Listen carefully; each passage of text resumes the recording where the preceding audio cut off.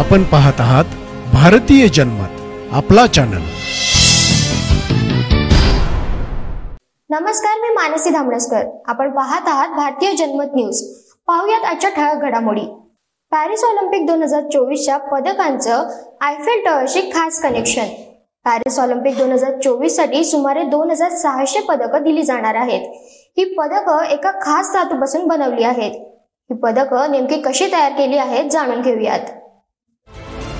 Olympic 2024चे आयोजन फ्रान्सची राजधानी Paris मध्ये करण्यात आले आहे। ऑलिम्पिक मध्ये सहभागी होणारे सर्व खेळाडूंच्या नजरा पदके जिंकण्याकडे असतील। भारताने आतापर्यंत ऑलिम्पिक स्पर्धेत एकूण 10 सुवर्ण, 9 रौप्य आणि 16 कांस्य पदके जिंकली आहेत। ऑलिम्पिक स्पर्धेसाठी भारतीय खेळाडू यावेळी पदकांचा दुहेरी आकडा गाठण्यासाठी सज्ज झाले आहेत। गेल्या ऑलिम्पिक मध्ये भारताने 7 पदके जिंकली होती। ही भारताची ऑलिम्पिक इतिहासातली सर्वोत्तम कामगिरी होती। पण यंदाचे हे ऑलिम्पिक मेडल खास प्रकारे तयार केले आहेत। ऑलिम्पिक पदांचाही इतिहास आहे। सुवर्ण, रौप्य आणि कांस्य पदके पहिल्यांदा 1904 रोजी सेंट लुईस गेम्स मध्ये वापरली होती आणि तेव्हापासून पदके देण्याची ही परंपरा सुरू झाली। या पदांचा आकार, वजन आणि रचनेत वेळोवेळी बदल झाले आहेत। ऑलिम्पिकचे आयोजन करणारे देशही त्यांच्या पद्धतीने पदके तयार करतात। ऑलिम्पिक पदांचे स्वतःचे वेगळे महत्त्व आहे। त्यामुळे यावेळी पॅरिसमध्ये खेळल्या जाणाऱ्या ऑलिम्पिक मध्ये देण्यात येणारी पदके एका विशेष धातूपासून बनवली आहेत। पॅरिस ऑलिम्पिक आणि पॅराऑलिम्पिक दोन्ही पदके षटकोनी आकारात आहेत आणि त्यामध्ये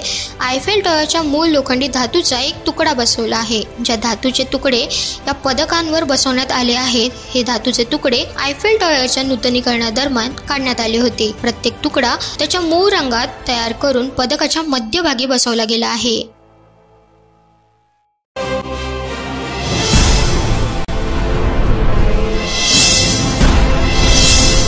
आपण पाहत आहात भारतीय जनमत, आपला चॅनल। முதன்முறையாக